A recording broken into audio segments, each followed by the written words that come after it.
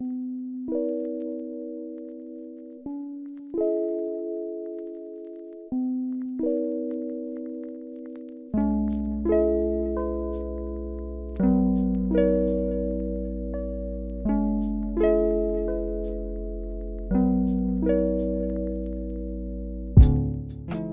two-wheel drive 10th scale racing, there are 3 different classes to take part in: two-wheel drive buggy, two-wheel drive short course truck, and the content of this video, the two-wheel drive stadium truck.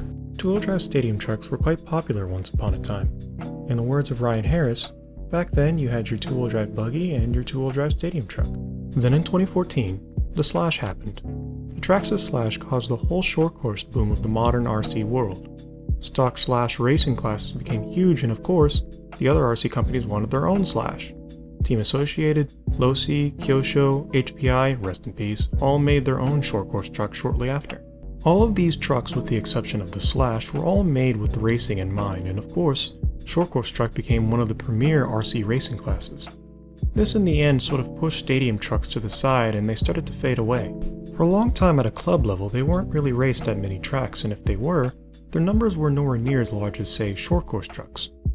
They never fully died out though, as companies like Team Associated, Losi, X-Ray, and very recently Schumacher have all started to take stadium trucks more seriously. Not only that, but those in the know all know that stadium trucks are both fun to drive and easy to set up, perfect for those just getting into the hobby. Even more recently though, more and more people have started to pick up stadium trucks again at a club level, which is why I think this would be a good time to review the newest stadium truck from one of the largest RC companies in the world, Team Associated. The T6.2 is the newest stadium truck from Team Associated, and it has a few upgrades over the T6.1, much of which follow the trend of cars being set up for higher grip tracks. New gull-wing front and rear arms and shock towers for improved high traction handling, the B7 4.1 two-piece rear hubs with aluminum upper caps for fine geometry adjustments, a front anti-roll bar for high-speed stability, a lay-down transmission stock, however it does come with a laid-back transmission for lower grip situations, a 13-gram aluminum ESC tray, updated side rails for a 30mm fan mount. That's something that was in the B6.2 buggies and is now in the T6.2 and SC6.2, and an updated front body mount which is supposed to be more rigid and protect the body from cracking. The two main features being the gull-wing arms and the lay-down transmission included. The layback transmission is also included for the kit for some weight distribution tuning, though the stock setup uses the laydown transmission. Like any two-wheel drive associated car, it's quite easy to build. At this point I've built so many of these things, I have a pretty good idea of what to expect. The only problem I found with this kit in particular is that it repeated the same mistake that the B7 4.1 kit did with this contradicting typo when it comes to the shocks. It tells you on the diagram to use long shock eyelets all the way around, but it tells you to use long ones in the front and short ones in the rear in the tooltip. This time it didn't bother me as much, but for a first-time builder this can make you lose confidence in the build itself, and more importantly the instructions. If you can't 100% trust the instructions of the kit, you have a slight problem.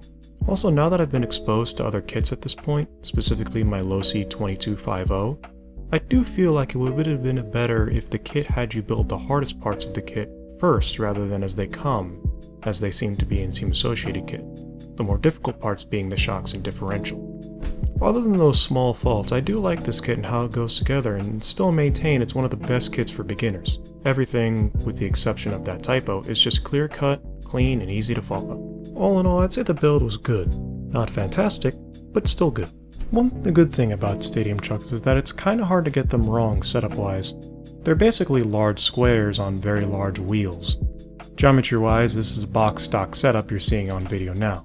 Of course I did make some setup changes: gear diff instead of a ball diff, front-mounted rear shocks instead of rear-mounted, different shock oil, I'm running 45 in the front and 35 in the rear, and of course a brass bulkhead because the stock one is made of chalk.